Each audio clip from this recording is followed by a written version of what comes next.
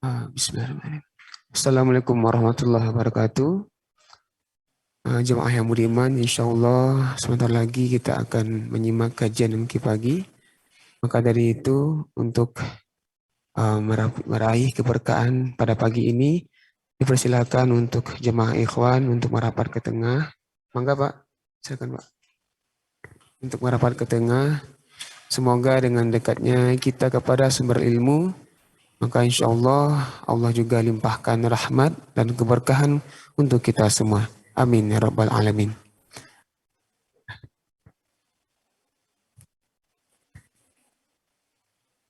Untuk santri akhwat, persilakan untuk menyesuaikan dengan batas di belakang kamera. Ya, mangga untuk maju ke depan hingga ke batas kamera.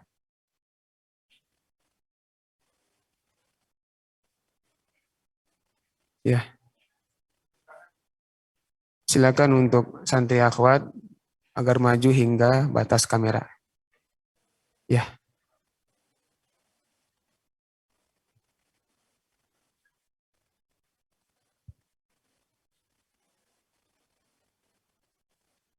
semoga Allah mengkaruniakan kepada kita keberkahan dan keselamatan untuk hari ini dan yang akan datang. Amin ya rabbal alamin.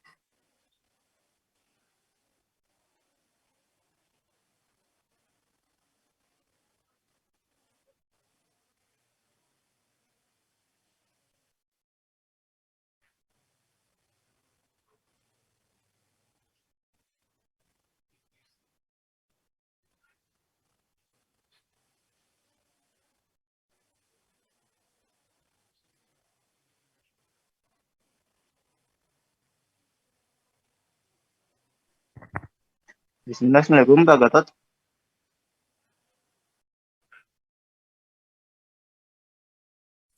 Waalaikumsalam warahmatullahi wabarakatuh. Mas, sehat Mas?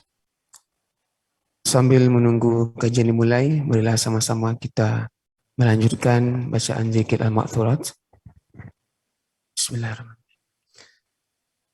Allahumma inna na'udzu bika min an nusyrika bika syai'an na'lamuh wa nastaghfiruka lima la na'lamuh.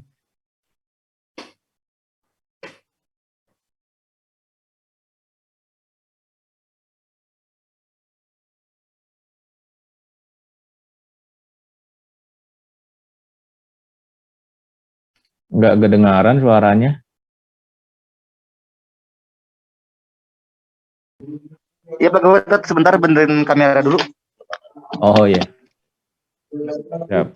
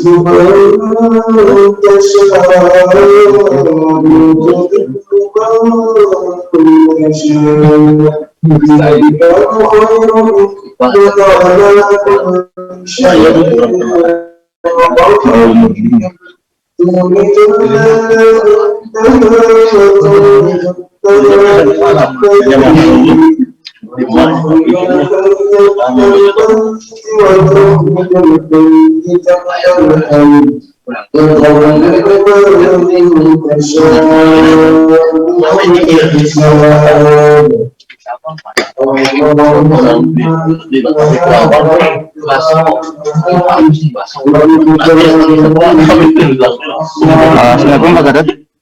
Ya, Gimana jadi buka sama Pak Gatot dulu aja ya? ya boleh. Pak Ali sudah Ini masuk belum kah? masuk soalnya. Pak Ali? Belum. Pak Ali?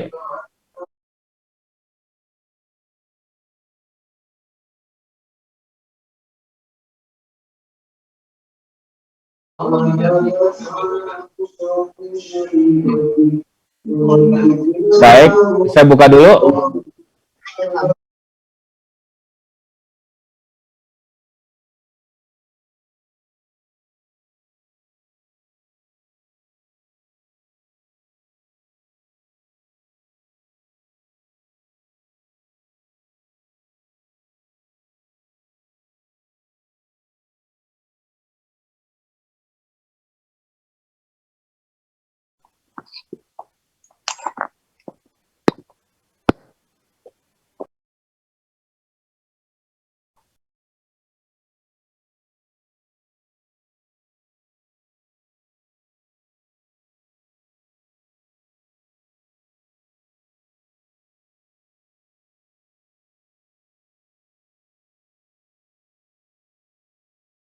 Ayo Mas.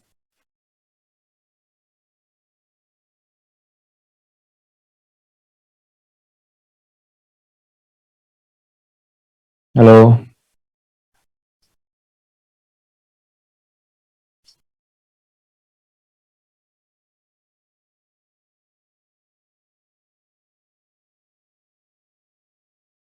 Halo.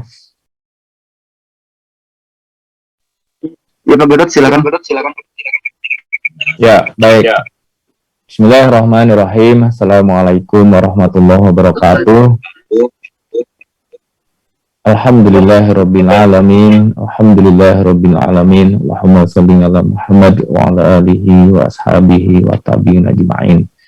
Bapak dan Ibu, alhamdulillahirabbil alamin. Di pagi ini Allah karuniakan kita kesehatan sehingga kita dapat silaturahmi kembali di acara MQ pagi ini.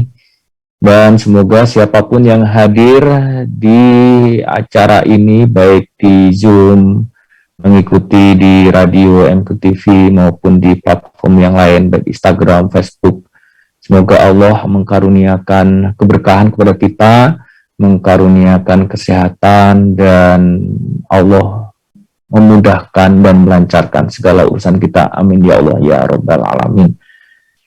Salawat dan salam semoga senantiasa tercurah kepada junjungan alam baginda Rasulullah Muhammad SAW, keluarga beliau, sahabat-sahabat beliau, pengikut beliau, dan semoga kita termasuk di dalamnya, dan semoga kita mendapatkan syafaat beliau nanti di akhirat nanti. Amin ya Allah ya Rabbal Alamin. Baik Bapak dan Ibu, sambil menunggu guru-guru kita, Kiai Haji Abdul Hakim Nastiar, juga termasuk Haji Abdurrahman Juri atau Adeda, dan sambil menunggu juga Ustadz Ali Nurdin yang insya Allah akan berdiskusi terkait dengan akad jual beli yang insya Allah berkah. Ada sedikit hadis yang ingin saya bacakan untuk mengawali pertemuan pagi hari ini, karena setiap Rabu adalah kita diskusi terkait dengan entrepreneurship, leadership, dan manajemen. Maka ada sebuah hadis yang Masya Allah ini bisa memotivasi kita, semoga bisa memotivasi kita dalam kita mencari rezeki yang halal, yang bisa untuk bekal pulang ke akhirat nanti insya Allah. Hadis ini riwayat dari Baihaqi. Jadi Nabi SAW bersabda, barang siapa mencari dunia dengan halal, menjaga diri dari meminta-minta, berusaha untuk keluarganya dan belah kasih kepada tetangganya, maka ia insya Allah akan berjumpa dengan Allah, sedangkan wajahnya seperti bulan pada bulan purnama. Masya Allah, Alhamdulillah. Jadi catatannya Bapak dan Ibu, apabila kita ingin memiliki wajah yang bercahaya seperti halnya cahaya bulan pada bulan purnama, maka catatannya pertama, kita mencari rezeki itu dengan halal, dan harus dipastikan filter pertama rezeki yang masuk dalam keluarga kita, yang kita berikan kepada istri, kepada putra-putri kita, kepada keluarga kita, sanak famili kita harus pastikan bahwa itu adalah jelas kehalalannya. Nah, yang kedua adalah kita menjaga diri dari meminta-minta. Tentu saja konteks meminta-minta ini tidak hanya sebatas kita menadahkan tangan seperti yang kita lihat kalau di pinggir-pinggir jalan begitu ya. Namun juga saat bertransaksi itu karena harus ada saling keikhlasan di sana, saling ridho untuk bertransaksi itu, dan tidak ada unsur meminta-minta juga, tidak ada unsur memaksa juga, maka semoga Allah menyinari, memancarkan, ataupun wajah kita bercahaya seperti bulan purnama, insya Allah, amin ya Allah ya Rabbal Alamin. Kemudian juga berusaha untuk keluarganya dan belas kasih kepada tetangganya. Jadi ini juga menjadi niat kita mencari nafkah ataupun mengurus dan mengelola usaha, itu kita niatkan untuk mencari nafkah buat keluarga kita. Dan belas kasih kepada tetangga dalam arti kita harus peduli, harus senantiasa memperhatikan apakah keluarga dekat kita, yaitu tetangga kita, bisa mendapatkan rezeki seperti halnya kita, ataupun kita justru harus menyantuni tetangga kita di seputar rumah kita. Jadi yang pertama tadi, mencari dengan halal, menjaga diri dari meminta-minta, berusaha untuk keluarganya dan belas kasih kepada tetangganya, maka ia akan bertemu dengan Allah, insya Allah, sedangkan wajahnya bercahaya seperti bulan pada bulan purnama. Hadis riwayat Baihaqi, insya Allah. Baik, alhamdulillah Rabbil Alamin, itu sebagai pengantar, dan alhamdulillah Ustadz Al-Nurdin LC sudah hadir. Kita sapa beliau. Assalamualaikum warahmatullahi wabarakatuh, Ustadz. Masih belum kedengaran, Ustadz, masih belum dibuka. Sudah, silakan. Belum kedengaran. Waalaikumsalam warahmatullahi wabarakatuh. Jelas? Alhamdulillah jelas. Bagaimana kabarnya Ustadz? Sehat? Alhamdulillah sehat Pak Gatot, alhamdulillah sehat. Masya Allah, sudah 1 bulan ya kita Ya, betul, dan ini alhamdulillah. adalah Rabu pekan pertama di Desember ini, dan sesuai dengan ya jadwal yang sudah diatur oleh rekan-rekan, kita diskusi melanjutkan terkait dengan akad-akad muamalah yang waktu itu Ustadz Al-Nurdin sampaikan. Ya, insyaallah. Hari ini kita bahas terkait dengan jual beli nih, Ustadz. Ya, insya Allah Pak Gatot, karena memang ini kan keumuman kita ya, setiap hari tidak tidak mungkin tidak bertransaksi ya. Betul. Transaksi jual beli maksudnya begitu itu. Seringkali kalau tidak hati-hati, ya tadi yang Pak Gatot sampaikan di pengantar, jadi terjerumus kepada yang Pak haram. Gatot sudah masuk. Udah masuk, baik, alhamdulillah. Siap, Ustadz Ali, kita break sesaat ya. Ya, Bang, ya siap. Silakan, A. Bentar ya. Siap.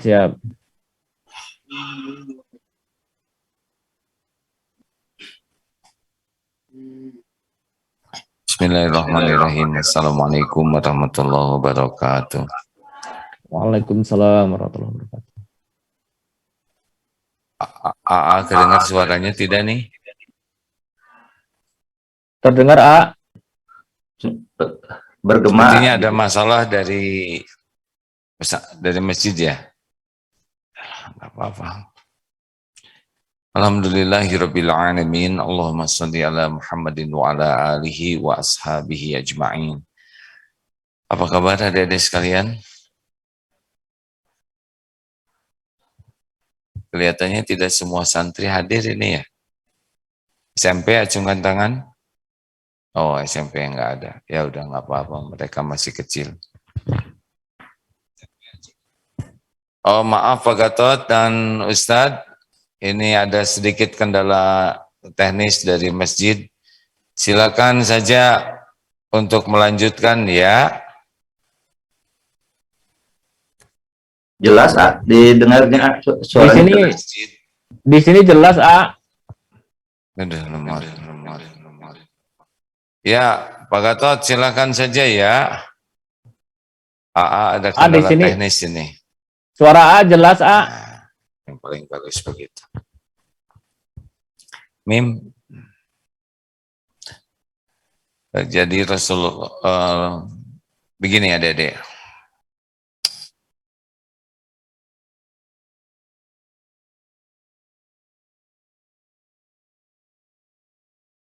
Halo, Pak Apip. A masuk di sini atau Pak Gatot, sepertinya ada kendala, dilanjut aja yang di submit. A nggak mendengar ini ya? Nggak mendengar suara saya ya? Iya, suaranya nggak masuk. Masya Allah. Baik, kalau begitu Ustadz Ali kita teruskan ya. Ya, Bang, silakan Pak Gatot ya. Baik. Nah, Bapak dan Ibu, tadi saya udah sebagai pengantar ya, hadis riwayat Baihaqi, memang jual beli ini menjadi salah satu transaksi yang hampir tiap hari kita lakukan, tiap saat.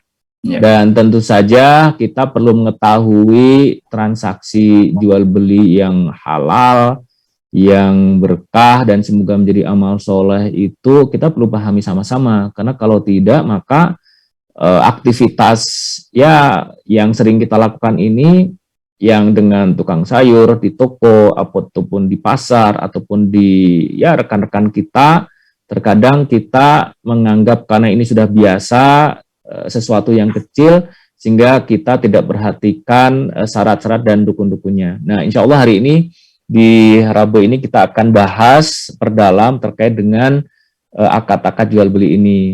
Baik, Ustadz Ali Nurdin, silakan bisa dilanjutkan tadi Ustadz yang Baik. terpotong. Ya, Bismillahirrahmanirrahim. Assalamualaikum warahmatullahi wabarakatuh. Waalaikumsalam warahmatullahi wabarakatuh. Wa la ilaha illallah akbar. Asyhadu an la ilaha illallah wahdahu la syarikalah wa asyhadu anna Muhammadan abduhu wa rasuluhu alladzi la nabiyya. Allahumma sholli wa sallim ala nabiyyina Muhammad wa ala alihi wa sahbihi ajmain, amma ba'd. Sahabat-sahabat MK Pagi rahmat Allah Subhanahu wa taala, jual beli merupakan transaksi yang memang sehari-hari kita lakukan. Kalau kita tidak hati-hati, orang bisa terjerumus kepada yang diharamkan. Makanya Umar bin Khattab itu menyampaikan, la yabi' fi suqina illa man tafaqqaha fid din, gitu. Tidak boleh melakukan transaksi jual beli di pasar kami kecuali orang yang sudah paham fikihnya. Kenapa? Kalau tidak, akal riba sya'amaba, ia akan makan riba baik dengan sengaja maupun terpaksa, begitu. Karena memang yang terjadi di masyarakat karena sudah terbiasa budaya riba, maka akan terjerumus ke dalamnya, begitu ya itu. Maka kewajiban kita untuk mempelajarinya. Ali bin Abi Thalib bahkan menyampaikan sumar tatom, gitu ya. Bakal terjerumus ke dalam riba, terjerumus ke dalam riba, gitu. Ketika orang tidak memahami fikih jual beli dengan benar, begitu. Nah, apa itu jual beli? Kalau dalam bahasa Arab jual beli itu disebutnya bai'ah, begitu ya.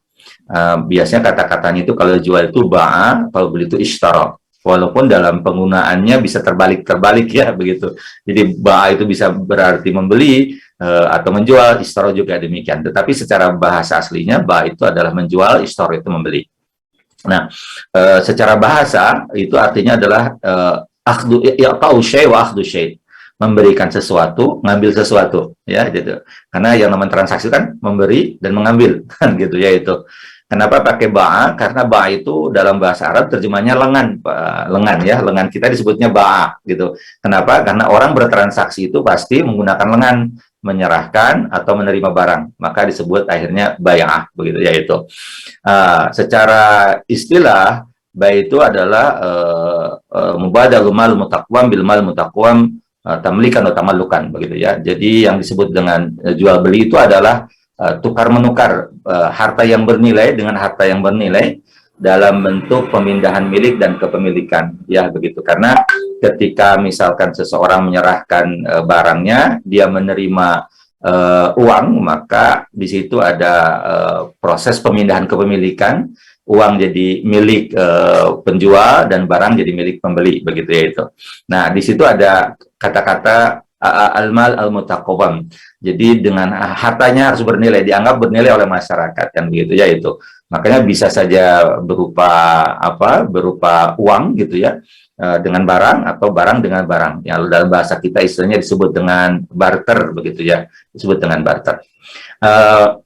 Ada pernyataan seorang Imam Al-Kasani ya, dalam Fathul Qadir itu, ya kalau tidak salah, beliau mengatakan, Al-Kasani mengatakan bahwa apa hikmah dari dihalalkannya jual beli oleh Allah, wa halallahul bai'a, begitu ya. Beliau mengatakan bahwa dihalalkannya jual beli itu karena manusia kalau mau memiliki suatu barang pasti ada 4 posisi. Pertama, memaksa mengambil dari yang memilikinya. Yang kedua, menunggu sampai pemiliknya bosan lalu diambil oleh dia. dan itu nggak jelas waktunya, atau yang ketiga meminta-minta yang tadi Pak Gatot sampaikan di dalam pengantar gitu ya. Dan tiga hal ini pasti adalah tercela, apalagi yang pertama memaksa sampai akhirnya naudzubillahi min dzalik melakukan sampai pembunuhan, kan sering kita dapatkan berita demikian begitu ya itu. Makanya Bapak Ibu semuanya, Allah memberikan solusi yang keempat, yaitu adanya tukar menukar, begitu ya. Tukar menukar. Awalnya tentu tukar menukar itu dengan barang, begitu. Hanya saja semakin ke sini kebutuhan orang juga semakin beragam, begitu kan, gitu. Sehingga akhirnya untuk memudahkan digantilah barang dengan emas atau perak, begitu ya. Emas perak sekarang tidak lagi dipakai sebagai alat tukar resmi oleh negara, maka diganti dengan mata uang, begitu ya itu. Akhirnya ya segala kebutuhan manusia bisa terpenuhi dengan mudah, dan inilah hikmah begitu ya yang Allah hikmah dari dihalalkannya jual beli bagi kita, begitu ya itu. Seringkali kan kita anggap jual beli itu sesuatu yang biasa, padahal di situ sebenarnya ada hikmah dari Allah ya, agar kita jadi mudah dalam memenuhi hajat atau kehidupan. Dan tentu ini menjadi yang sulit ketika jual beli misalkan itu diharamkan oleh Allah. Ternyata tidak Allah halalkan karena di situ ada kemaslahatan yang sangat banyak bagi kita. Hanya saja tentu harus mengikuti rambu-rambu atau panduan syariah agar kita selamat dari yang diharamkan. Begitu ya itu. Sebelum Ustadz membahas tentang syarat dan rukunnya Pak Gatot, ini ada yang diharapkannya dulu lah yang paling mudah supaya kita menghindarkan, karena yang diharapkan kan dikit ya, begitu ya. Dalam Islam yang transaksi yang diharamkan itu ada 4 unsur biasanya. Pertama itu adalah riba, yang kedua ada unsur gharar atau spekulatif, yang ketiga ada unsur maisir, gambling, judi. Yang keempat itu biasanya ada istighlal, eksploitasi, begitu ya itu. Contoh kalau riba itu dalam transaksi keseharian itu adalah menambah hutang pokok dari jual beli misalkan. Di kita kan ada biasa jual beli itu misalkan ditangguh Pak Gatot ya, dan semuanya ya begitu. Kemudian tiba-tiba karena nggak sanggup bayar, dia akhirnya kan penjual itu biasa kita nawarin 2 harga tuh. Kalau cash misalkan 100.000, dicicil 150.000. Nah gitu ya. Lalu dia ambil 100.000. Begitu ya. Tapi besoknya bilang, nggak jadi ya 100.000-nya, saya bayar 50.000 aja lah jadi 3 bulan misalkan gitu ya. Nah itu jadi riba sebenarnya, Man. Karena apa? Karena berarti ada penambahan waktu, kemudian ada biaya nambah. Solusinya harus membatalkan akad. Nah itu contoh misalkan riba yang terjadi. Belum lagi riba dalam tukar menukar ya, begitu, itu jelas ya begitu. Yang kedua, Ustadz, membatalkan akadnya gimana caranya Ustadz? Dikembalikan dulu. Dikembalikan dulu. Betul, mohon. Dikembalikan pada pemilik, kemudian dibatalkan akadnya, kemudian akad baru untuk melakukan jual beli secara tempo atau tangguh gitu. Nah, jadi 150.000 untuk 3 bulan. Itu diperbolehkan begitu. Secara fisik juga harus dikembalikan itu. Ya, untuk memastikan bahwa itu terjadi hal demikian gitu. Karena kalau hanya dengan bahasa dibatalkan, kemudian tidak, nah itu khawatir jadi syibhur riba, mirip riba gitu Pak Gatot. Tapi kalau sudah diserahkan kan, pembelian diserahkan, ada taqabud istilahnya, ada qabad begitu, maka jadi selamat dari syibhur ribanya begitu. Iya. Yang kedua, biasanya transaksi yang ada gorornya, goror itu kan tadi spekulatifnya Pak Gatot ya. Iya. Tapi gorornya tidak semua goror. Ada goror-goror yang diperbolehkan. Contoh misalkan goror yang bukan tujuan utama sih, tapi itu ada gorornya. Contoh, beli rumah, ada gorornya tidak? Ada gorornya beli rumah itu. Apa yang jadi gorornya? Itu pondasinya Pak Gatot. Pondasinya kan kita nggak tahu berapa meter ya, betul tidak? Iya, betul. Dan bahannya apa, kekuatannya apa, nah, itu diperbolehkan. Yang kedua, gorornya itu tidak banyak lah, gorornya dikit. Contoh kalau nyewa rumah itu pasti ada gorornya. Kalau ke WC itu kan transaksinya 1.000 atau 2.000 sekali masuk kan itu. Sebenarnya kan itu seperti nyewa atau membeli air ya gitu. Tapi kan 2.000 itu kan bisa 5 gayung, bisa 10 gayung kan gitu. Tetap aja 2.000 misalkan gitu ya itu. Nah itu gorornya ya lah gitu ya itu. Atau kalau di kita misalkan kalau ini kaitan sewa sih rata-rata ya di naik angkot ya, jauh dekat sekian gitu sama gitu. Nah itu kan ada goror tapi yasir diperbolehkan.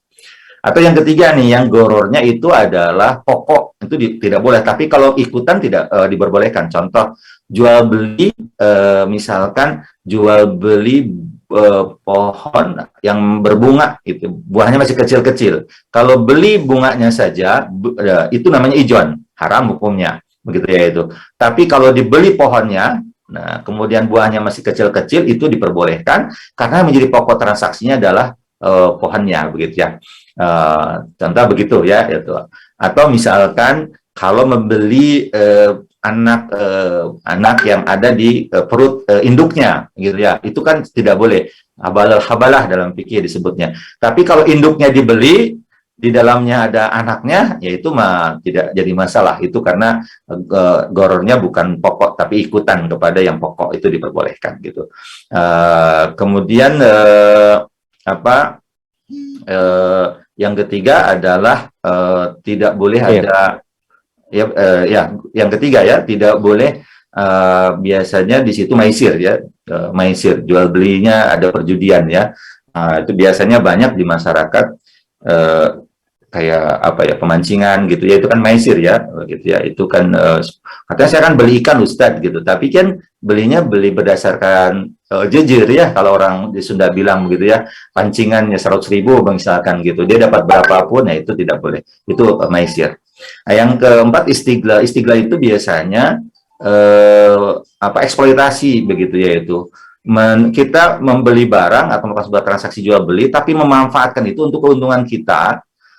Misalkan contoh baik wasyarat dalam fikih itu ada begitu. Misalkan kalau ada orang menjual motor, kemudian kita beli tuh motor itu, tapi karena kita tahu dia punya sepeda, dia tidak maksud menjual sepeda itu, penjual motor itu kita paksa tuh agar sepedanya juga masuk dalam transaksi gitu ya. Oke, saya beli motornya, tapi syaratnya sepeda itu harus masuk. Nah, itu tidak boleh sebenarnya.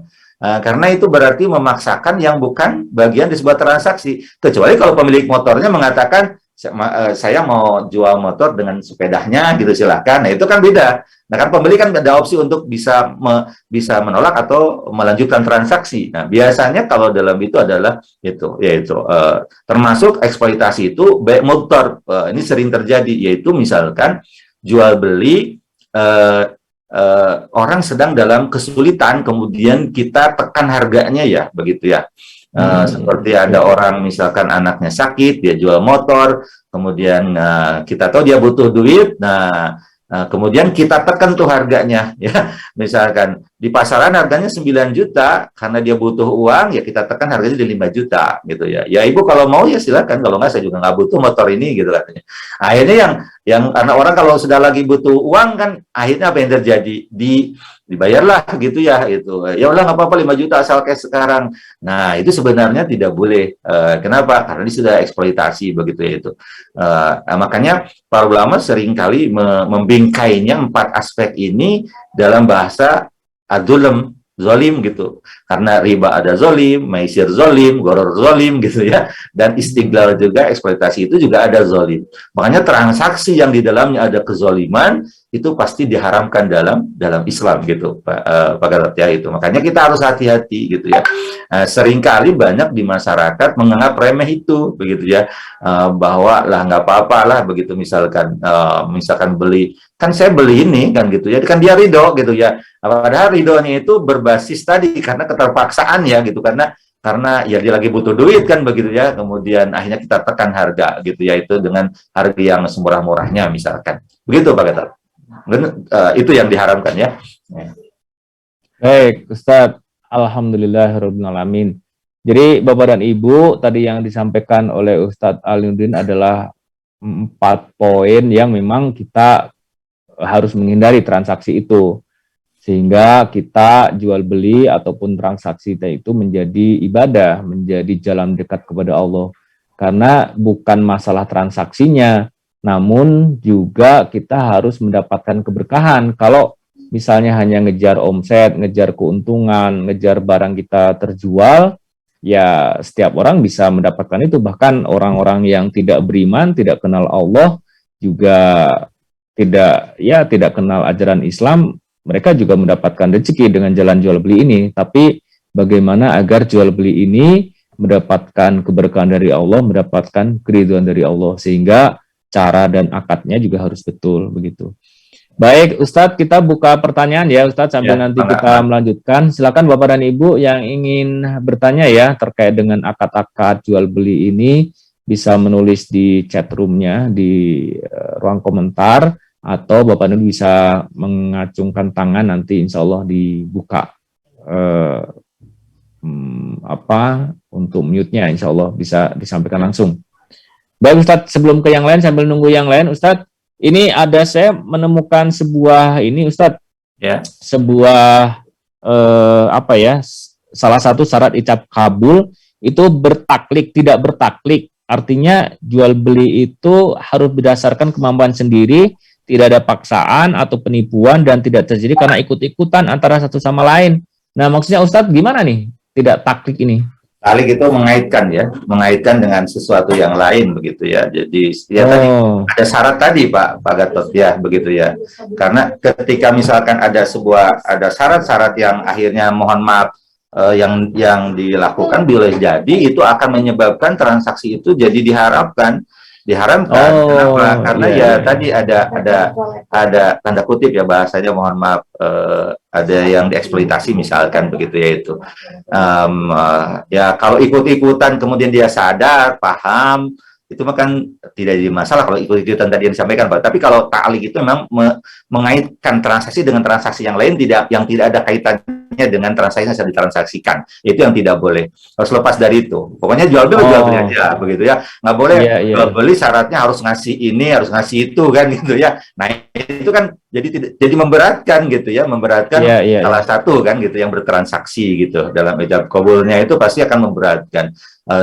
Kecuali kalau misalkan ta'liknya itu tidak terlalu contoh ada Rasul dulu menjual beli unta tapi minta diantarkan, ya itu mas secara mafhum kan jelas ya, itu tidak jadi masalah kalau diketahui gitu Pak Gatot ya begitu ya. Dan itu kan bukan niatnya eksploitasi ya. Misalkan wajar kan kalau misalkan jual beli motor misalkan Pak Gatot ya, terus penjualnya mengatakan boleh nggak saya anterin ke rumah ya gitu ya. Itu kan nggak jadi masalah ya. Iya. Gitu, ya. Karena itu sebagai pelayanan ya. Itu. Nah, kalau kasusnya Ustadz, nih saya jual motor misalnya ya, saya jual motor nih harganya 10 juta. Tapi ditawar jadi 9 juta atau 8 juta. Tapi saya bilang, udahlah 10 juta nih motor, tapi tambah dengan kucing saya nih, bagus kucingnya gitu. Nah itu boleh nggak itu? Atau itu juga sesuatu yang mempersyaratkan, Ustadz? Ya, tadi kalau syaratnya dari penjual, misalkan saya menjual motor dengan kucing saya di 10 juta, kan biasanya itu opsi, Pak. Opsi ya. Kalau opsi ya, saya nggak mau motornya aja, kalau kucingnya nggak mau. Ya biasanya kan penjual juga, pembeli juga akan, kalau dia nggak butuh, ngapain harus melakukan transaksi itu, biasanya kan gitu. Biasanya yang dalam opsi itu biasanya pembeli yang menekan penjual gitu ya. Nah, karena dia tahu, nah itu dia punya kucing bagus nih, gitu ya. Nah itu kalau ini makan kalau pembeli yang menawarkan, pembeli itu kan sifatnya opsi aja. Ya kalau nggak butuh pokoknya saya harus jual motor dengan kucingnya, misalkan contoh. Kita nggak berdebat tentang jual beli kucing hukumnya, mohon maaf ya. Nanti kan ada perbedaan lagi kan gitu ya. Anggap misalkan itu bisa dianggap bahwa ini kucingnya mahal gitu ya itu. Kalau dia nggak butuh ngapain ya? Saya mah nggak mau motornya aja. Yang nggak mau harus dengan kucingnya. Pasti dia mundur dengan sendirinya kan? Ngapain kan? Betul tidak? Betul. Artinya nggak ada eksploitasi di situ. Makanya dia ngapain kalau harus dengan motor dengan kucingnya? Saya nggak butuh. Yang udah aja nggak jadi transaksinya. Tapi kalau yang tadi misalkan karena yang menjual itu butuh uang, kemudian pembeli mengatakan saya mau beli motornya dengan syarat kucingnya. Hanya dia mikir, aduh ini kucingnya harus masuk, padahal saya nggak mau kan itu. Nah itu maksudnya gitu. Oh iya, baik, insyaallah paham. Baik, sekarang sudah ada Bu Ais Aminah, boleh dibuka Bu, silakan. Yang pertama nih mengangkat tangan. Nah. Assalamualaikum warahmatullahi wabarakatuh. Waalaikumsalam. Waalaikumsalam warahmatullahi wabarakatuh. Silakan Bu. Ustadz mau nanya, kalau misalnya ini kan sekarang ada kan rumah makan yang buka misalnya harga 100.000 makan sepuasnya.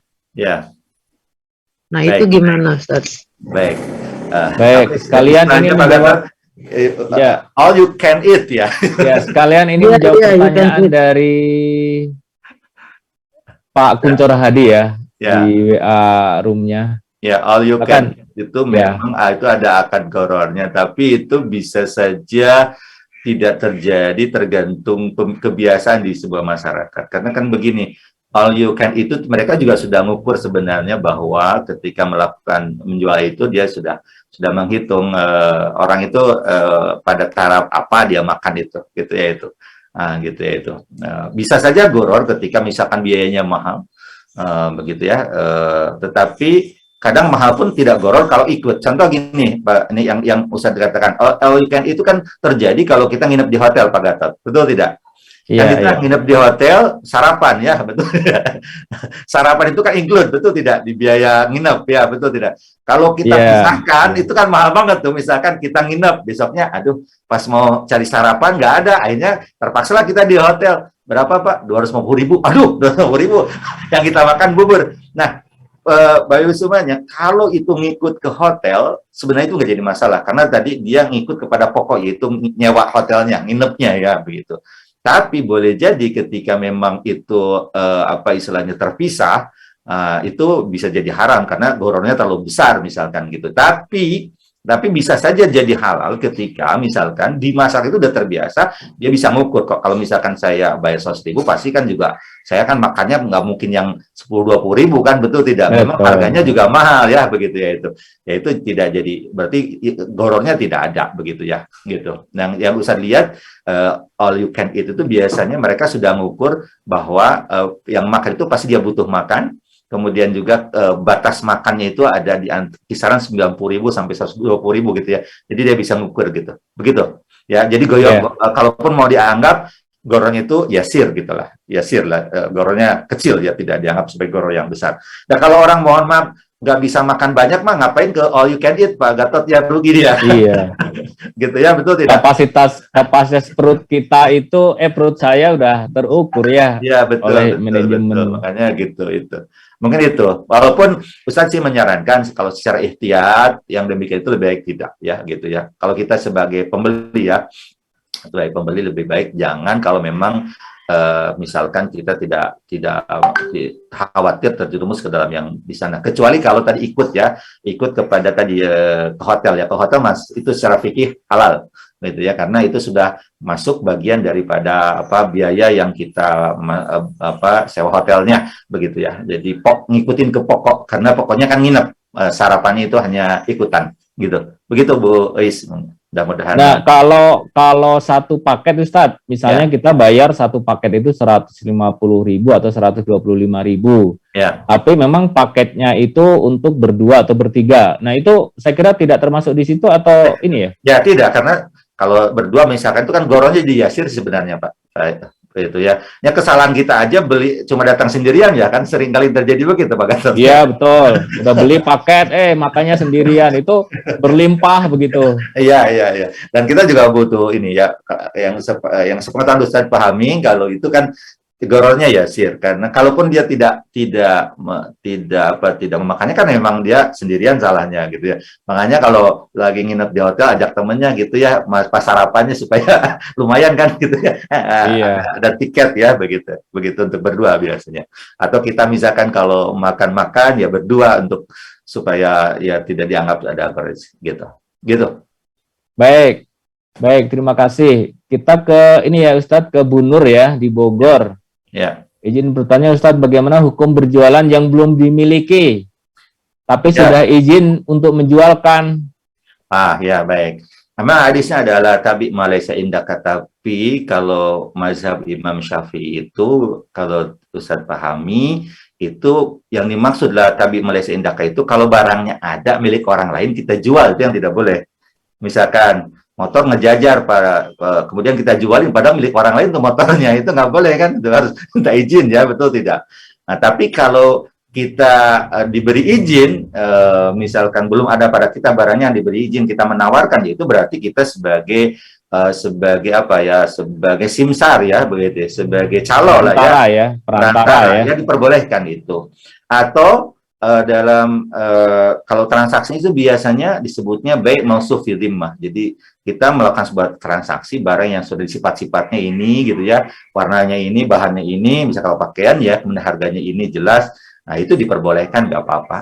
Ustaz lebih sepakat dengan mazhab Syafi'i dibanding kalau jumhur memang rada saklek ya, itu tidak boleh kalau barangnya belum ada. Tapi para ulama yang kontemporer itu menganalisa sebenarnya yang dipahami itu dari tabi Malaysia Indaka itu adalah bukan tidak adanya, tetapi khawatir tidak bisa menghadirkan barang pada saat sudah transaksi, Pak Gatot. Misalkan orang ini udah beli ya, begitu ya, tiba-tiba nanti ya Pak, dia jual barangnya belum ada, dia jual, harganya sudah ada, tapi dia belum memastikan barang itu ada apa tidak ada. Nah, itu yang tidak boleh. Jadi zalim nanti kepada pembeli ya gitu. Tapi kalau yang sekarang orang reseller gitu ya, atau apa ya, dropshipper ya gitu istilahnya ya, itu kan barangnya biasanya sudah tahu barang itu ada di stok ya, begitu ya. Nah, gitu ya. Jadi dia menawarkan kepada pihak yang lain, sehingga ketika akad itu bai' mausuf fi dhimmah, yaitu sah-sah saja sebenarnya, mah nggak jadi masalah, begitu ya itu. Hanya saja yang Ustadz perlu berikan catatan. Nah, kalau yang untuk dropshipper saja itu terkadang dia tidak tahu kualitas barang, itu masalahnya di situ Pak Gatot. Iya, Dia hanya jual-jual barang aja ya, tapi dia kan nggak tahu kualitasnya ya, begitu ya. Kecuali kalau kualitasnya dia sudah tahu, ya nggak jadi masalah. Makanya baiknya sih kalau Ustaz sarankan, kalau kita mau menjadi reseller atau apapun, kita daftar kepada ownernya ya, pemilik barangnya, bahwa kita menjadi wakil lah ya, wakil istilahnya ya, jadi simsarnya gitu ya, jadi perantaranya supaya halal apa yang kita dapatkan, dan yang lebih penting lagi kita tahu kualitas barangnya gitu, karena kan ada edukasinya kan biasanya Pak, ya edukasi dari pihak pemilik barang bahwa ini dibuat dari apa gitu, kalau makanan mungkin bahannya apa saja, kemudian kadar sehat apa tidaknya kan gitu ya, kalau pakaian mungkin kualitas kainnya kan gitu, ukurannya juga kan, betul tidak? Ukurannya, nah itu juga dijelaskan bahwa ukuran ini ukuran Eropa apa ukuran Asia misalkan gitu ya. Iya, betul. Tidak seperti begitu gitu. Betul. Nah, terkait dengan perantara ini Ustadz, apakah perlu ada hitam di atas putih Ustadz tertulis? Karena ada kasus begini, sebagai perantara penjual rumah misalnya atau tanah begitu kan. Nah, saya misalnya menginformasikan, Ibu itu teman saya menjual rumah atau tanah harganya sekian. Kemudian ternyata orang lain juga yang kenal dengan pemilik tanah juga menyampaikan hal yang sama juga begitu. Nah, dua orang maju semuanya, pembelinya satu karena masing-masing kenal. Nah, itu apakah diperlukan Ustadz atau seperti apa ya dengan kasus seperti ini? Sebenarnya idealnya ada kalau kita berkait dengan ingin dapat keuntungan yang jelas ya, begitu ya. Tapi kalaupun tidak jadi masalah selama pihak penjual menyepakati kepada siapa gitu ya yang menjadi perantaranya gitu Pak Gatot ya. Makanya dalam fikih ada bai' fuduli Pak Gatot. Bai' fuduli itu adalah orang yang menjualkan barang orang lain tanpa izin pemiliknya, tapi dia udah tahu bahwa itu mau dijual misalkan.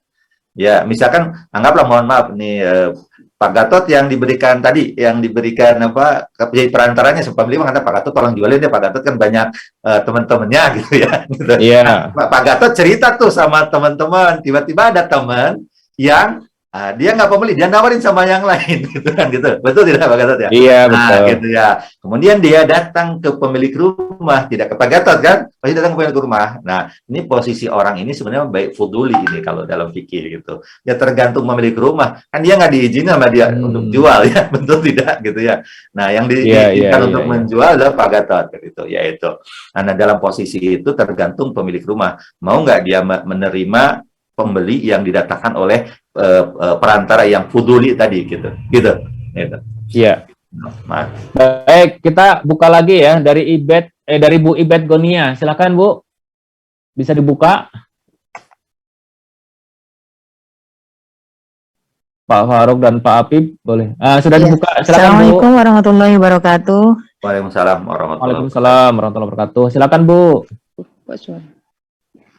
Halo, Assalamualaikum. Waalaikumsalam warahmatullahi wabarakatuh. Ibu silahkan, Bu Ibet. Sudah jelas, Bu? Sudah jelas Iya. suaranya, silakan. Oh iya ya, maaf Pak Gatot tadi suaranya nggak kedengaran. Gini Ustadz, ini tadi saya mohon penjelasan lagi yang masalah akad untuk dua harga Ustadz ya, karena Ya. sekarang ini terutama di lingkungan saya itu marak banget yang katanya harga 100 kalau cash, kalau kredit 150. Nah, yang pernah saya dengar katanya harga seperti itu tidak boleh Ustadz. Kecuali kalau misalkan akad dari pertamanya tuh biasa jual kredit, tapi nanti kalau kamu beli cash saya kurangin. Nah, seperti itu katanya boleh. Baik. Kemudian satu lagi, misalkan kayak gini nih Ustaz, saya jualnya nih 100, misalnya ambil barang harga 2 juta. Ya. Nah, terus yang belinya tanya, kalau saya angsur 10 bulan berapa? Nah, terus kata yang jualnya kayak gini, saya ambil untung 500.000 ya selama 10 bulan itu, jadi terserah kamu ngangsurnya, yang jelas selama 10 bulan itu lunas. Nah, itu bagaimana Ustadz kira-kira? Terima kasih mohon penjelasannya. Baik. Bai'atan fi bai'ah, safqatain fi safqah itu memang dilarang oleh Rasul. Hanya saja ini maksud adalah sebenarnya adanya ketidakjelasan harga mana yang diambil, itu yang dilarang. Karena kan misalkan begini, saya jual 100.000 cash, 150.000 dicicil selama 3 bulan. Tiba-tiba pembeli mengatakan, saya ambil ya, nah itu tidak boleh. Kenapa? Karena dia tidak jelas mana yang diambil, apakah cash, apakah dicicil, gitu. Tapi kalau misalkan saya mengatakan, saya ambil cash ya, nah itu boleh. Karena kan jelas, harganya jelas, betul tidak? Kemudian pembayaran jelas begitu ya, itu cash gitu ya itu. Atau saya ambil dicicil ya selama 3 bulan. Nah, itu boleh. Itu juga halal begitu karena jelas gitu ya. Begitu. Jadi bukan semata-mata dua harga gitu ya itu. Akan tetapi mengambil sebuah transaksi yang ada dua harga, itu yang tidak boleh. Makanya begini, tidak boleh ada bahasa begini dalam hitam di atas putih. Ibu, saya jual cash 1 juta, saya jual kredit 1,5 juta. Tapi kalau nanti ibu bayar cash, saya dikasih diskon ya. Nah, itu nggak boleh. Bahasa begitu di dalam perjanjian. Kenapa? Ada dua harga, berarti ada harga cash dan harga harga dicicilnya begitu. Makanya di perbankan syariah biasanya kalau harga diskon itu nggak dicantumkan, Pak Gatot ya gitu. Kenapa? Karena kalau dicantumkan dalam perjanjian berarti dianggap sebagai dua harga gitu. Nah, ini harga mana yang mau diambil? Nah, gitu ya. Makanya bagi kita mah ya udah, saya mau harganya kalau misalkan dicicil aja gitu ya itu. Ternyata kalau nanti orang tersebut bisa mempercepat, kita kasih diskon, nggak apa-apa. Itu namanya doa ta'ajjal. Ya, doa ta'ajjal dikurangi dan disegerakan pembayarannya, itu diperbolehkan. Tapi tidak disyaratkan di dalam jual belinya gitu ya. Pokoknya kalau nanti saya bayar lebih cepat, saya minta diskon ya. Ya gitu ya. Ini syarat ya. Ya misal. Nah, itu kan mohon maaf, itu jadi dua harga lagi, itu tidak boleh. Begitu ya. Makanya dalam fikih itu wa'ad aja, janji, tapi tidak harus dipenuhi. Misalkan pihak bank itu biasanya mengatakan, ibu bapak nanti di dalam perjanjian itu kan sesuai dengan cicilannya yang misalkan 24 bulan begitu ya, atau misalkan 60 bulan lah kalau 5 tahun misalkan. Tapi nanti kalau ibu bisa mempercepat pelunasan dan kami keuangan sedang bagus, bisa saja kami ngasih diskon. Tapi ini tidak syarat ya, tidak dalam persyaratan. Ini juga bukan janji kami, ini mah nanti bisa iya, rasanya bisa tidak. Nah, itu nggak jadi masalah, tidak itu. Tapi kalau di kita kan mohon maaf, perjanjian juga nggak tertulis, Pak Gatot, masalahnya ya, betul. Jadi seperti syarat itu mah ya, begitu ya itu. Makanya itu mah tidak boleh gitu ya itu. Kalau nanti ibu dapat mempercepat, diskon. Tapi kalau seperti yang Ibu Ibet tanyakan, misalkan begini Ustadz, pokoknya 1,5 juta dibayar maupun berapa setiap bulannya ya nggak apa-apa. Yang penting total selama 10 bulan 1,5 juta ya nggak apa-apa itu, Pak. Kan soal besaran berapa per bulannya kan bisa saja relatif bisa saja tergantung kemampuan ya, misalkan ya. Mangga, yang penting 1,5 juta selama 10 bulan. Mau 150.000 per bulan boleh gitu ya. Mau 1 juta kemudian 50.000 mungkin boleh gitu ya itu. Yang penting 1,5 juta selama 10 bulan begitu ya itu. Atau boleh jadi janjinya 10 bulan 1,5 juta dibayar sebulan lunas. Misalkan gitu ya boleh, nggak apa-apa begitu ya, itu silahkan gitu ya itu. Nah, tetapi kalau misalkan kita jadi pembeli kemudian kita mempercepat, kita nggak boleh memaksa agar penjual ngasih diskon, nggak boleh. Kenapa? Karena harga awalnya kan 1,5 juta ya, begitu ya, betul, tidak disepakati. Nah, kita nggak boleh, paling mengajukan saja. Kalau misalkan penjual mengatakan nggak, saya mau ngasih, ya udah, kita nggak, jangan marah-marah, karena memang kita dari awal sepakatnya 1,5 juta. Kecuali kalau yang penjual pas kita bayar, saya mau bayar sekarang aja ya 1,5 juta, 2 bulan kemudian udah bayar 500.000, kemudian tambah 1 juta. Nah, kalau kita sebagai penjualnya, kita katakan, Bapak, karena Bapak bercepat, saya didiskon ya, jadi 800.000 sisanya. Nah, itu boleh kalau gitu. Begitu, mudah-mudahan bisa dipahami. Baik. Jadi saya pertegas lah Ustadz ya. Jadi kalau yang pembeli itu boleh menawarkan ya, boleh menawarkan 2 atau opsi harga ya. Ya boleh menawarkan. Kalau beli cash, ya boleh menawarkan. Kalau bayar tunai 100.000, kalau dicicil 3 bulan 150.000. Tapi saat transaksi itu jelas. pembeli harus memilih salah satu ya. Ya, betul. Ya, betul. jadi begitu ya Ibu dan Bapak-bapak semuanya. Baik, sebelum kita lanjutkan, Ustadz, kita doakan ya saudara-saudara kita yang kena dampak meletusnya Gunung Semeru, dan kemarin juga dapat informasi saudara-saudara kita di Makassar ada yang terkena banjir. Semoga Allah mengkaruniakan kekuatan, mengkaruniakan perlindungan, dan apa yang sekarang dialami ini menjadi pahala kesabaran dan pahala keikhlasan. Bagi Bapak dan Ibu yang ingin berdonasi membantu saudara-saudara kita, silakan bisa ke Darurat Peduli, ada nomor rekeningnya, ada websitenya, termasuk juga call centernya. Silakan bisa di running tag ataupun di websitenya. Baik Ustadz, kita lanjut ya Ustadz ya. Silakan Pak. Ini ada pertanyaan dari ruang komentar ya, chatroom, dari Dr. Asep nih. Kalau menjual biar menarik, dinyajikan bonus, boleh Ustadz? Boleh tidak Ustadz? Bonus, hadiah, kemudian ada sesuatu yang digratiskan misalnya. Ya boleh kan, boleh saja, nggak jadi masalah. Kalau itu kan itu kebaikan saja ya, begitu. Misalkan silahkan beli ini, nanti saya tambahin ini ya, ditambahin ya boleh aja. Itu jadi amal soleh, jadi penjual, jadi kebaikan ya, begitu. Untuk menarik ya. Tadi Ustadz selintas baca ini kan seringkali di supermarket itu atau minimarket itu ada jual beli. Kalau membeli harga tertentu Pak Gatot, kemudian ada opsi untuk membeli barang lebih murah ya, tebus murah istilahnya ya. Kalau nggak salah tadi, ya, tebus murah. Agak mirip dengan Pak Asep tanyakan mungkin ya. Walaupun ini mah bahasnya tebus murah. Kalau yang Pak Dokter Asep tanyakan ditambah bonus ya, itu mah bagus ya, begitu ya. Senang-senang aja kan orang itu ya, kita beli satu dapat 2 kan gitu ya, itu mah alhamdulillah baik banget ya, gitu ya. Nah, yang sering kali terjadi kan bonus itu berupa dijual barang ya dengan harga lebih murah, tebus murah istilahnya, begitu ya. Nah, apakah itu dianggap 2 akad? Menurut saya tidak sih sebenarnya. Itu kan opsi aja. Opsi kembali itu kan opsi ya, opsi artinya bahwa penjual mengatakan, Pak, kalau Bapak sudah beli 100.000 nih, Bapak boleh beli barang ini diskon harganya 50%, gitu kan, itu lebih murah kan, gitu ya itu. Kata kita kan, saya nggak mau, ini aja, kan boleh, betul tidak? Tidak memaksa dia juga, gitu. Kalau toh misalkan dia beli, nggak jadi masalah juga, karena dia yang akad ini kan akad baru aja, gitu kan, betul tidak? Nambahan aja, istilahnya mah yang ini mah tambahan diskon, ini yang barang ini dijual dengan harga diskon, sama aja dengan di display, gitu kan, di display di diskon, yang ini enggak kan sama aja, betul tidak Pak Gatot? Misalkan kita beli kan, yang ini barangnya normal, yang sebelah diskon, kan biasanya gitu ya, ini kalau di market gitu kan. Cuma yang tidak boleh adalah kalau diskonnya itu palsu. Ya, diskonnya palsu gitu ya, gitu. Jadi itu penipuan itu masuknya ya, begitu ya. Tadlis lah kalau dalam bahasa fikihnya itu. Misalkan ini udah harga di 50%, padahal cuma 25% misalkan diskonnya itu, ya itu nggak boleh, haramnya di situ gitu. Tapi kalau misalkan betul memang dari 14.000 jadi 7.000 boleh.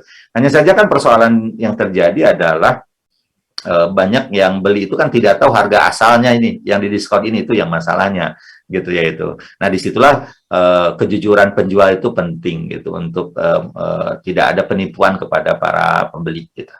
Ya. Baik, alhamdulillah. Baik, kita Ibu Iim Bani Asih, silakan Bu. Boleh dibuka Bu? Belum dibuka, belum kedengaran Ibu. Assalamualaikum Tutupnya. warahmatullahi wabarakatuh. Waalaikumsalam warahmatullahi wabarakatuh. Silakan Ibu, dari mana Ibu? Dari Depok. Ya, Depok. Silakan Bu, langsung. Izin bertanya Pak Ali, ya kalau silakan. kita akan menjual properti atau rumah, Ya, terus si calon apa sih istilahnya penghubungnya itu menentukan fee atau persentase itu bagaimana Pak Ustadz? Karena kita kan punya apa sih istilahnya ketentuan gitu kalau ya, memberikan sesuatu itu atas ridho kita gitu, bukan Ya. pemaksaan. Misalnya Ya. kalau dia minta 3% atau 2,5%, apakah memang itu umum atau memang kita harus mengerti bahwa untuk properti itu persentase fee itu harus ditentukan oleh misalnya dari properti ininya lah ya ya, istilahnya. ya. Itu Ya. saja. Iya, kalau keuntungan kan opsinya bisa begini, Bu. Harganya tetap ditentukan oleh kita, mereka dapat persentase, boleh, nggak apa-apa. Kemudian atau misalkan kita tawarkan harga sekian, kalau mau dijual lebih, monggo, tapi tidak boleh lebih dari angka sekian, kan gitu ya. Misalkan kita punya properti nih, harganya anggaplah 1 miliar misalkan. Ya, dari saya 1 miliar, terserah kamu jual berapa. Bisa saja kan orang mampu menjual lebih bagus ya, itu nggak jadi masalah, silahkan. Jadi selebihnya itu menjadi keuntungan Anda. Mangga, yang penting bagi kami mah 1 miliar, misalkan begitu. Atau kita menentukan ini harganya jual 1,2, nanti kamu dapat 5%. Nah, masalahnya terkadang yang meminta adalah tadi perantaranya ya begitu ya. Itu mau nggak itu mah bisa saja memang yang secara ma'ruf di masyarakat mungkin Pak Gatot biasanya berapa sih kalau perantara itu, kalau rumah itu? Mungkin 3%-an. 3%. Iya. 3%. Berarti itu yang ma'ruf itu ya yang berlaku itu yang memang jadi. Kalau misalkan nggak jelas dulu itu ya berapa ngasihnya, berarti ikutilah yang umum di situ begitu. 3% 3% gitu dari harga yang terjual. Mohon Pak Ustadz. Oh, Ya. siap. Ya. Nuhun, jazakallah khair. Baik, sekarang ke Ibu Epa Sartikayani yang sudah mengacungkan tangan juga nih. Bu Epa, silakan dibuka, Bu. Nah, sudah dibuka, silakan Bu. Assalamualaikum warahmatullahi wabarakatuh. Waalaikumsalam warahmatullahi wabarakatuh. Dari mana nih Bu? Dari Jakarta. Ya. Jakarta. Baik, silakan Bu. Pertanyaannya. Ini Ustadz mau nanya, saya kan seorang pedagang. Ya. Pedagang grosiran. Nanti terkadang ada orang yang menawarkan barang, tapi itu dengan harga murah. Ya. Terus kita kan emang banyak stok juga. Mau tak mau, kalau kita ambil barang dari dia itu, kita harus mintanya juga lebih murah. Soalnya kita belum tahu itu dagangan barangnya itu laku apa enggak sama kita nantinya. Itu bagaimana? Ya, sistemnya Ibu beli putus atau konsinyasi nitip? Putus. Putus ya. Ya, beli putus. Ya sebenarnya kan kalau dalam jual beli soal harga disepakati bersama, itu nggak jadi masalah gitu ya. Ibu mau minta murah pun nggak jadi masalah karena Ibu harus menjual lagi misalkan, karena tidak tahu nih apakah nih demand-nya bagus apa tidak ya barang tersebut gitu ya itu. Nah, ini Ibu minta murah dulu supaya nanti Ibu juga bisa ngatur misalkan keuntungan yang bisa didapat, dan juga mungkin ini bisa jadi produk yang baru alternatif mungkin ya gitu yang nanti diminati oleh masyarakat. Ya nggak jadi masalah Mbak, nggak itu mah Ibu tinggal diskusi aja itu Mbak ya. Soal harga itu sebenarnya gitu ya itu. Ya, terima kasih Ustadz. Ya, Warahmatullahi wabarakatuh. Baik, terima kasih Bu Epa. Semoga berkah ya dan sukses perdagangannya. Baik, sekarang ke Pak Cecep Saptian nih. Boleh Pak Cecep, silakan dibuka Pak Cecep. Nah, sudah. Silakan. Ya, sudah kedengaran. Ya, sudah kedengaran. Silakan Pak. Ini Pak terkait dengan transaksi pemesanan makanan via ojek online. Ya. Saya dengar dalam suatu kajian bahwa itu ada gorornya kata internet. Ya. Itu belum menitipkan uangnya ke ojek tersebut, jadi ada kemungkinan dibatalkan seperti itu tadi. Ya. Kemudian juga katanya di mazhab Syafi'i untuk yang pemesanan makanan yang ada apinya, maksudnya yang disengat api gitu, itu katanya tidak boleh. Ustaz. Ya, Dengan penjelasannya. baik. Baik. Ya, pertama ya makanan pasti ada apinya ya. Makanan mah nggak mungkin nggak ada api secara umum ya, betul tidak? Rata-rata makanan dipasak ya, betul tidak? Secara umum, kecuali buah-buahan ya. Kalau buah-buahan, nah itu beda lah ya begitu. Tapi makanan pasti diolah rata-rata ya begitu. Ustaz belum dapatkan tuh ada bahasa yang sama Imam Syafi'i. Sepengetahuan Ustaz, mohon maaf mungkin ilmu Ustaz masih terbatas di bab itu ya, boleh jadi ya. Tapi kalau Ustaz boleh pahami bahwa antara akad membeli dan akad menyewanya itu kan tidak saling mensyaratkan. Sebenarnya kan yang menjadi pokok adalah, mohon maaf, membeli barang. Sewanya itu adalah karena memang barangnya jauh gitu, akhirnya harus ada sewa kendaraan gitu ya itu. Dan di situ tidak ada yang dirugikan, tidak ada riba, tidak dizolimi. Ada nggak 4 tadi yang Ustaz katakan? Ada nggak riba? Kan tidak ada riba di situ, karena kita membeli barang terus menyewa, kan betul tidak? Menyewa motornya, membeli barangnya. Barangnya kan harganya jelas, ada di aplikasi berapa harganya. Ya, sewanya juga, kendaraannya juga jelas, ada di aplikasi gitu ya itu. Yang kedua, tidak ada juga goror, karena jelas dua-duanya. Yang ketiga, tidak ada yang namanya juga eksploitasi. Justru saling menguntungkan, kita diuntungkan karena posisi kita dimudahkan untuk membeli barang, kemudian dia juga diuntungkan karena dia dapat orderan ya. Karena bagi dia yang paling penting sebenarnya sewanya, bukan jual belinya kan gitu ya itu. Sewanya saja, sama aja dengan mengantarkan barang dan mengantarkan orang juga biaya sama. Gitu ya itu. Tidak ada eksploitasi ya begitu ya, tidak judi ya, mohon maaf, jelas bukan judi itu ya begitu ya itu.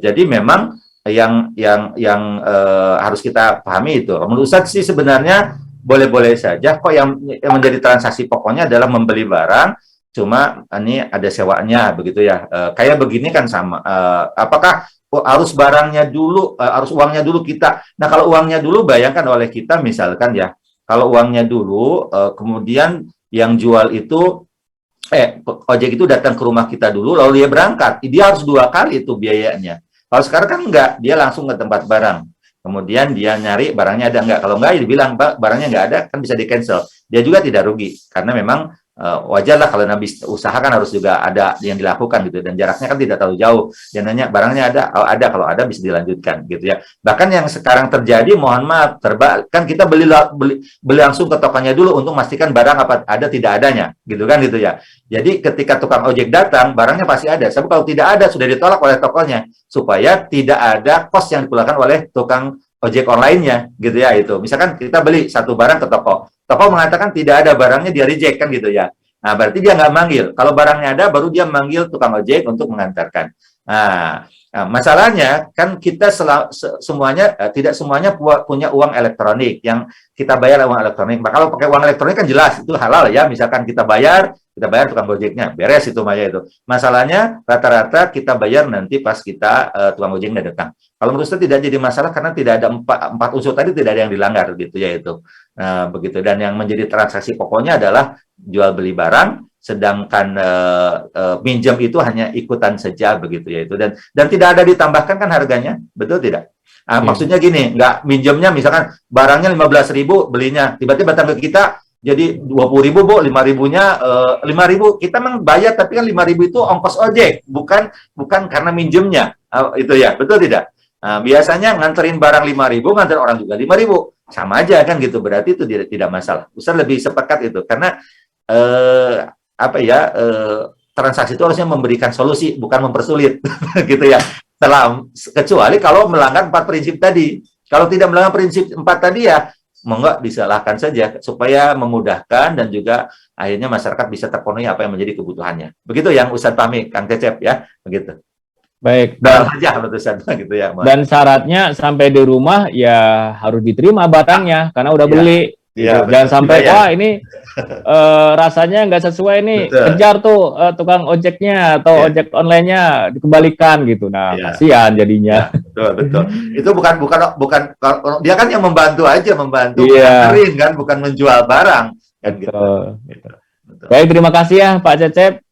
Insyaallah Ustadz, kita tidak terasa nih 1 jam, sudah jam 6, dan alhamdulillah hatur nuhun jazakallahu khair Ustadz ini atas ilmunya, dan mohon maaf bagi Bapak dan Ibu dan sahabat-sahabat MK Pagi yang tidak bisa semua dijawab ya, yang sudah mengacungkan tangan juga di chat roomnya juga ini masya Allah banyak, termasuk di IG dan Facebook AA. Semoga di pekan pertama nanti kita bisa bahas satu persatu nih Ustadz, terkait dengan akad-akad syariah ini yang memang kita bukan masalah untung ataupun rugi, namun bagaimana agar usaha kita, transaksi kita mendapatkan keberkahan dan mendapatkan keridhaan Allah SWT dan menjadi amal soleh bekal pulang kita akhirat nanti, insya Allah. Baik Bapak dan Ibu, kita akhiri acara MK Pagi ini dengan baca hamdalah bersama. Alhamdulillahirabbil alamin. Doa akhir majelis, subhanakallahumma wa bihamdika asyhadu an la ilaha illa anta astaghfiruka wa atubu ilaik. Terima kasih ya Ustadz, terima kasih nih Pak Suranto, terima kasih Bu Iin, semuanya Ibu Bapak semua terima kasih. Bu Is, Pak Cecep, terima kasih. Alhamdulillah.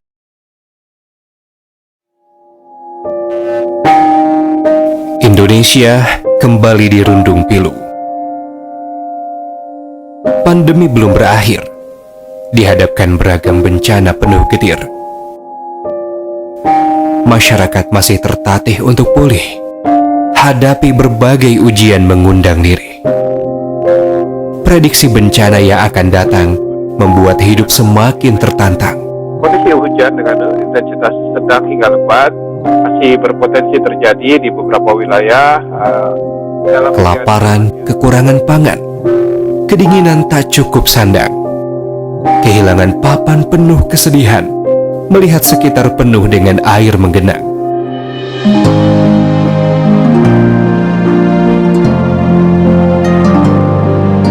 Bersama, kita bangkit untuk hadapi segala rintangan.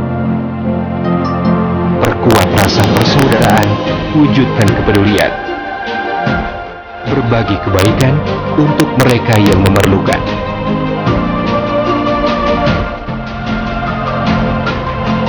Bersama, ringankan penderitaan, hadirkan senyuman di setiap wajah saudara kita yang membutuhkan bantuan.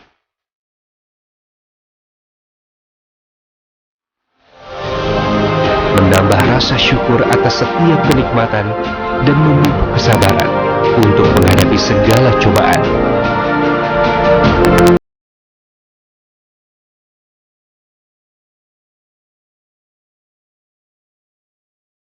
Ketua Yayasan Indonesia Mengaji menyampaikan 65% dari jumlah penduduk Indonesia beragama Islam tidak bisa membaca Al-Quran.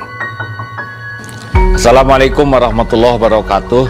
Data lewat Republika 147,5 juta umat Islam di Indonesia belum bisa membaca Al-Quran atau buta huruf Quran. Departemen Agama mencanangkan minimal 5 juta mushaf diperlukan di Indonesia ini setiap 1 tahun. Dan DT Peduli sebagai tahap awal mencetak 20.000 mushaf untuk diwakafkan kepada masyarakat di pelosok negeri, karena banyak masjid yang sudah rusak Qurannya atau tidak punya Quran, dan ini ladang amal bagi kita semua. Ayo sahabat-sahabatku sekalian, kita menjadi orang yang berada di barisan paling awal dalam berwakaf mushaf Al-Quran untuk negeri bersama DT Peduli. Assalamualaikum warahmatullahi wabarakatuh. Berwakaf Al-Quran ke pelosok negeri plus pelatihan membaca Al-Quran. Wakaf Al-Quran plus raih pahala mengalir abadi.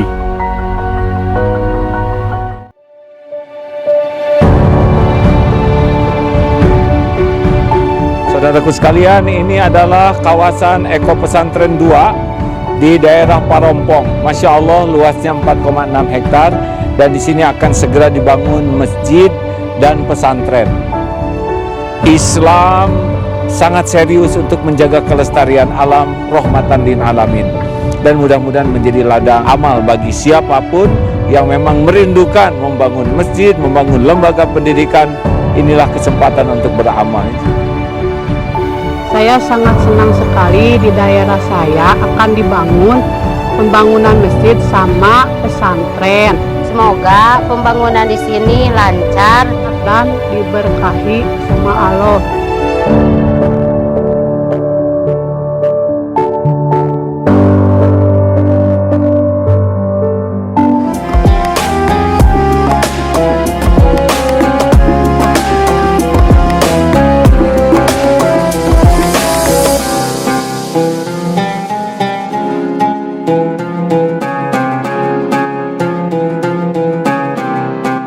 Jangan lupa, saudara sekalian, terus berlangganan di Darut Tauhid Official.